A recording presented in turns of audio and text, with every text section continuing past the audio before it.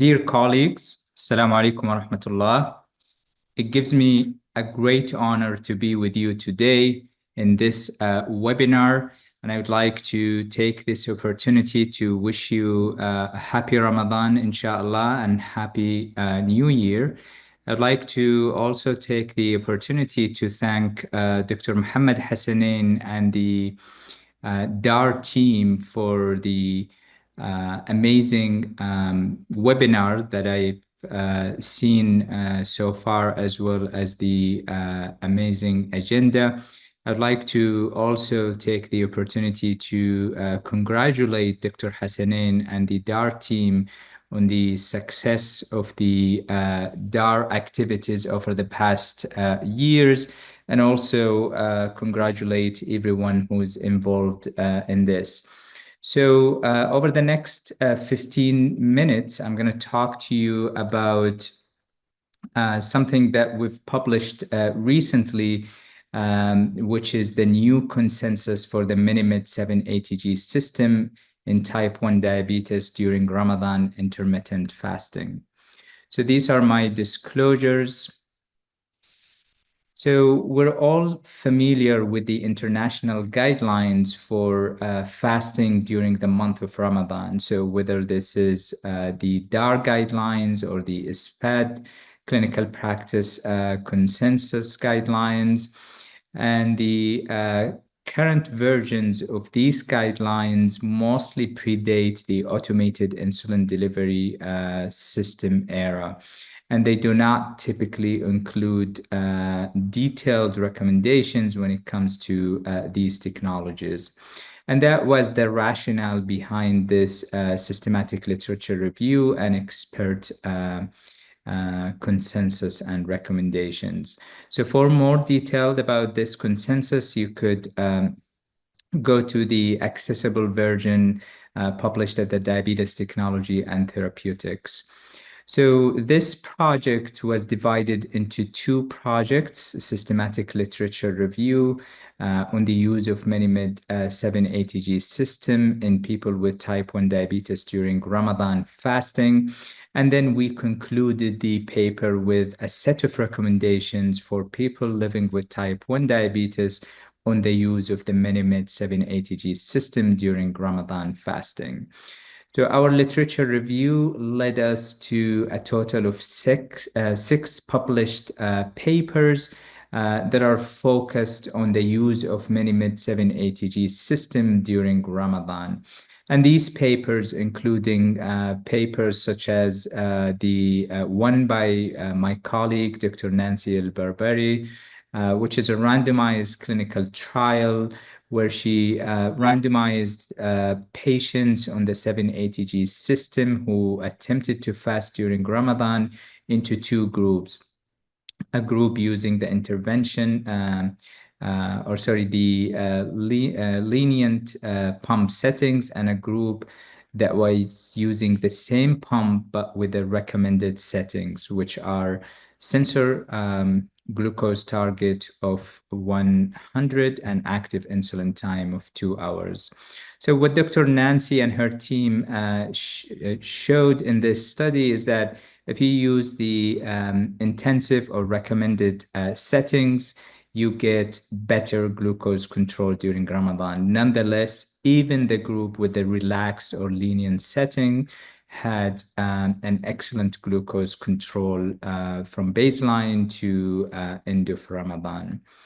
We've also shown similar findings in our paper published in Diabetes and Obesity Metabolism Journal that showed the data from the Gulf region, from 7 countries in the Gulf region for people with type 1 diabetes using the 7-ATG system during the month of Ramadan. Again, you see that glucose control is excellent during the month of Ramadan, and it's even the best in those who are using the recommended settings of glucose target of 100 milligram per deciliter and active insulin time of 2 hours. We've also previously published a paper in Diabetes Care showing that AID users do the best when it comes to number of days during which they completed fasting, and also they do the best during Ramadan in terms of glucose control compared to users of other modalities of type 1 diabetes treatment. So on these bases, the experts from four continents had several meetings, drafted a set of guidelines that we're going to go through over the next 10 minutes. So these guidelines include a total of 10 recommendations divided between pre-Ramadan set of recommendations, during Ramadan system use recommendations, during Ramadan safety-related recommendations, and post-Ramadan recommendations.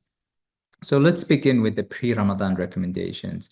So the group recommends that Minimid 780G system users who plan to fast during Ramadan are encouraged to continue using the system during Ramadan for a better and safer fasting experience.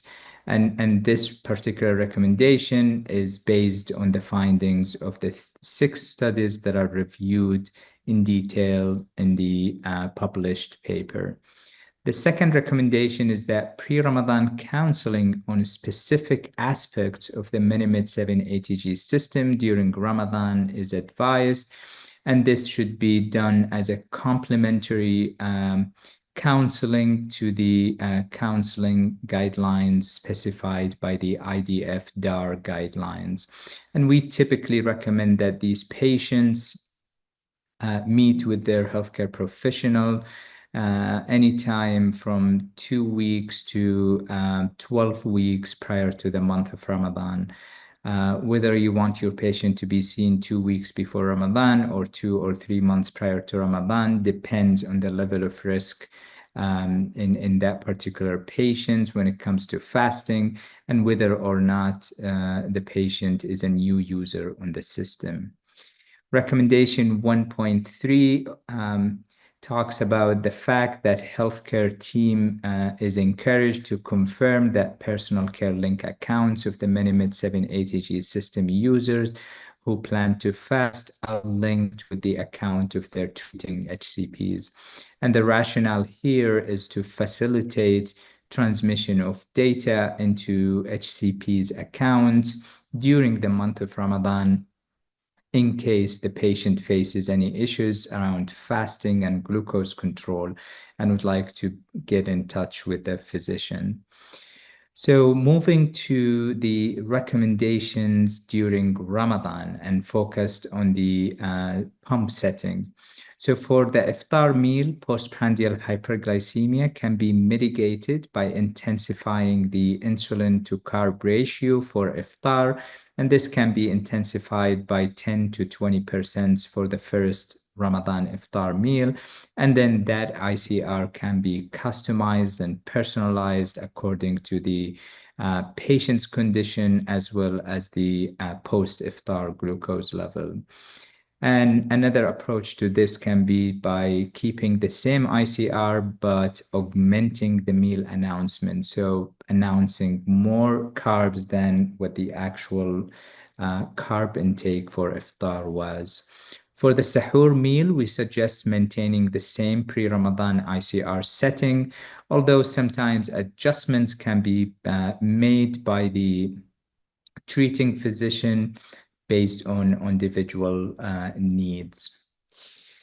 Recommendation 2.1 gives also more details around how you could decide about the ICR for the iftar meal and the splitting of the announcement of carbs for iftar meal. So if a patient is one of those who consume iftar meals that are rich in carbs as well as fat, then you may consider giving the full dose of prandial insulin or meal bolus before the meal, and then an additional 20 or 30% post-iftar bolus to counter the delayed hyperglycemia that typically happens after fatty-rich meals such as iftar.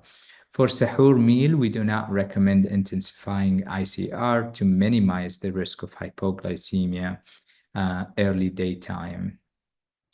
Recommendation 2.2, users of the Minimid 780G system who plan to fast are encouraged to count carbohydrates and announce meals using the bolus wizard feature for all snacks and meals that they consume during the non-fasting hours.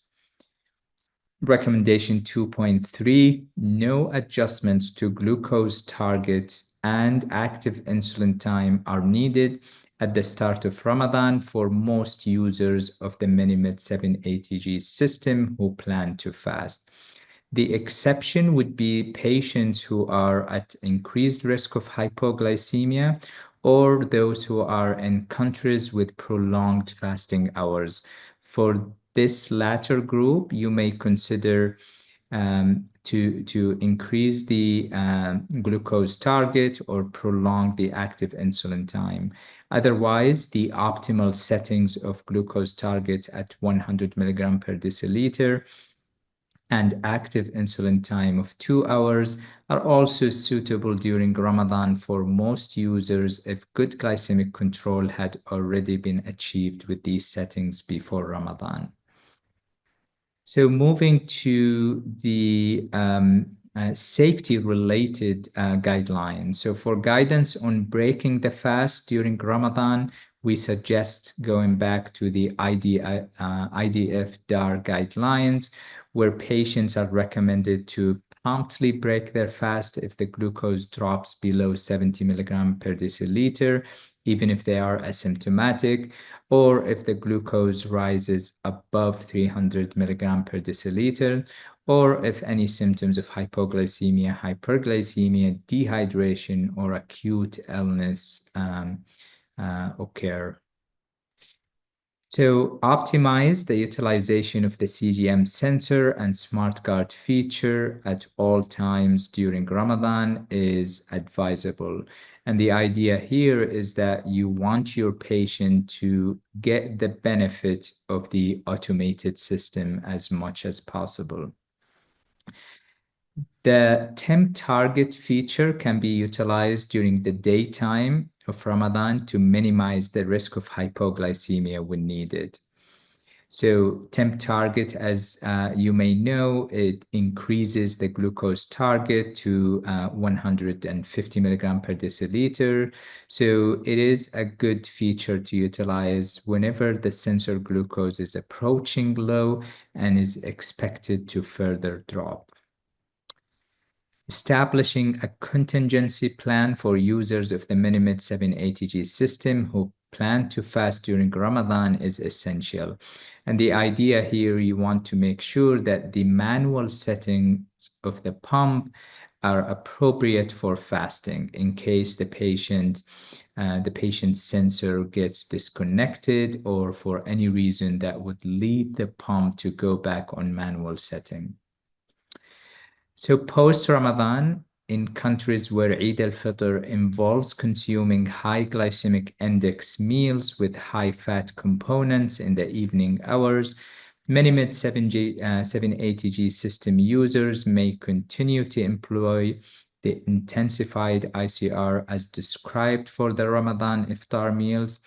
The Minimid 780G system users who consume this type of meals throughout the entire day of Eid al-Fitr and who know how to change their ICR setting may extend the intensified ICR throughout the day of Eid al-Fitr.